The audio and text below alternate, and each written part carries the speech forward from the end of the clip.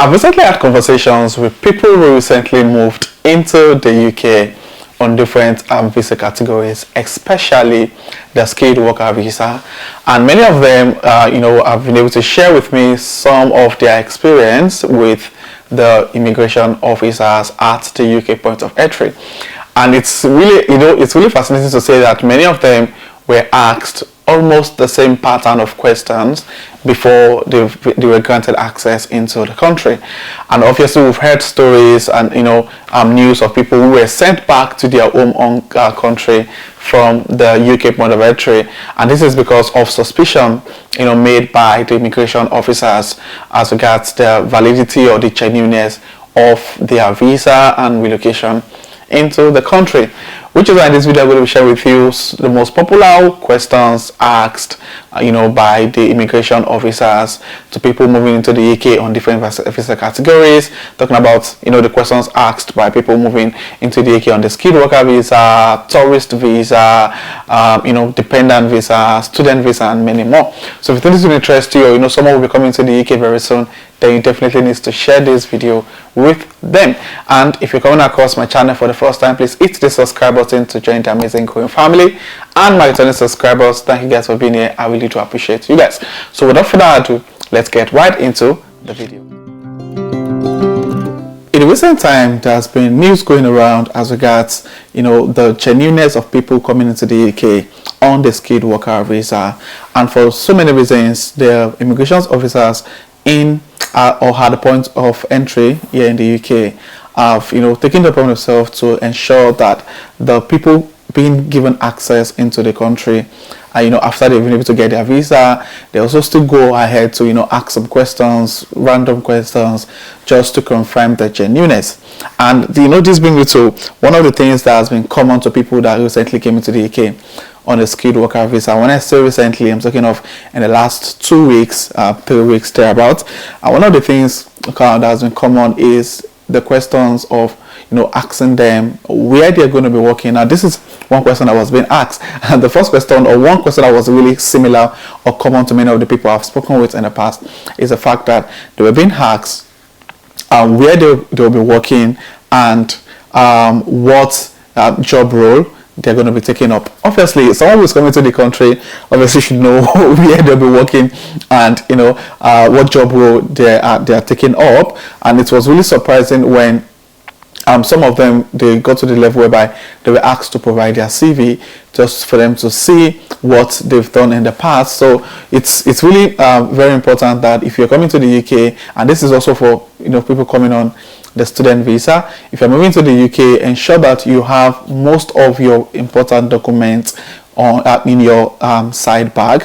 Don't put them in your luggage that you won't have access to, because you only get to access your luggage after you've gone past the immigration point. So it's very important that you have all those documents, either the digital copies on your phone, or you have the hard copies in the bag you're holding, the bag that goes with you into the airplane. So they were asked to provide their CV. They asked questions based on the information in their CV, and many of the information that you fill online is very important for you to ensure you remember. Sorry for people that you probably get your visa application done by someone, and you only provided your information, and they go through or did the whole process for you. It's important for you to know what they are, the field in your application. And that question being asked by people coming on the skilled worker visa is on where they are going to be staying, which is obviously a question that is very important to know. You probably won't leave your country without having an arrangement.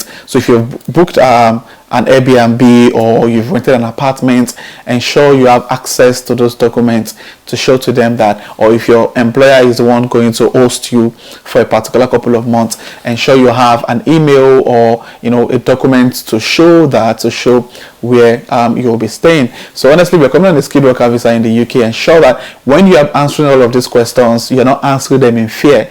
You're not showing any signs of any suspicious acts. Ensure you're smiling at the same time, confidently answering many of the questions and being asked. So this is really, really important. And also for students coming into the UK, ensure that you have all those documents also in your in your bag, the one you're carrying with you, and they'll probably ask you questions like what university are you going to, what course will you be studying, where are you going to be living, while you're studying. At some point they probably ask you, oh, how do you plan to survive, your source of income. That's where your proof of fund come into play. So if you still have a soft copy of a proof of funds or hard copy, the one you submitted for your visa application, you can show to them that you've got evidence of financial evidence of you being able to sort out your living expenses while you're in the UK.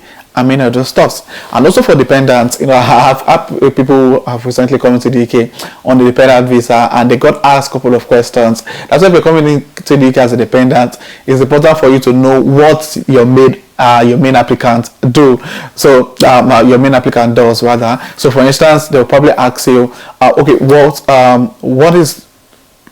course is your main applicant doing? Where will you be living? Will you be living together, or do you have a different arrangement, and all of those things? Just make sure you have good understanding of what your husband or your wife is doing here in the UK. They go as far as, I know of someone that they asked him to let them know what kind of job is the husband doing. Just basically ensure that you have the right information to just prove that you are in the UK for the right reason. They might probably ask you to provide your marriage certificates. Just all those documents, just ensure that you have all of them. Those documents you provided to the UKVI when you're applying for your visa, make sure you have all those documents at hand. They will definitely come handy when you get to the UK point of entry. Now lastly, for those who will be coming to the UK on the tourist visa, now these are the people that are asked the most questions, because you're coming to the UK as a tourist and you have a particular date that you're expected to leave the country.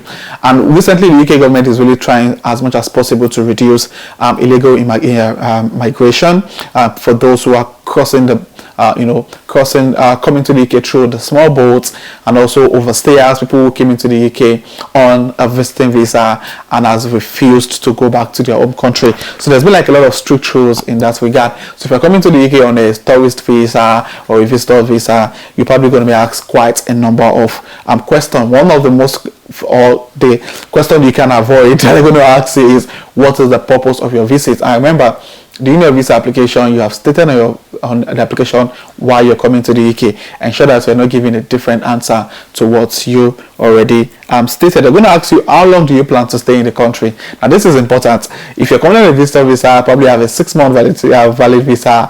Don't even make the mistake of saying, oh, I'll be staying here for the next 8 months, even though you meant 2 months. Ensure that you're stating the right thing, because you meant to mention that duration that is more than what you expected to stay or what's on your visa. That is definitely going to raise a red flag. Now they also ask you, when do you plan to leave the country? So make sure you have a good date, because during your application also you must have stated when you'll be coming in and when you'll be leaving. Ensure that you don't state a different information when you're asked. And you also be asked to show them your return ticket. So obviously if you're coming to the UK on a tourist visa, you must have booked a return ticket. Unlike those coming on a skilled worker visa or student visa, many of us booked a one-way ticket because obviously you don't know when exactly you'll be coming back. So make sure you have a return ticket, obviously, if you're coming into the UK on a visiting visa. They'll also be asking you, where will you be staying during your visit. Just make sure that the same information provided on your application is what you are also telling them. They also ask you, what is your occupation and how long you have been employed. Just basically for them to show, have a proof that you've got the financial capacity to live in the UK while you are on your visit. So these are some of the questions really being asked from people coming to the UK on different visa categories, and it's important for people to really know this. So if you know someone who is coming to the UK very soon, ensure they watch this video, get themselves well informed on some of the things they would probably meet at the UK point of entry. So guys, so if you find this video useful, so please click on the like button. If you're coming across my channel for the first time, please hit the subscribe button to join the amazing growing family. And for my returning subscribers, thank you guys for being here. I really do appreciate you guys. So this will be the end of this video, and I'll see you guys in my next video. Thank you.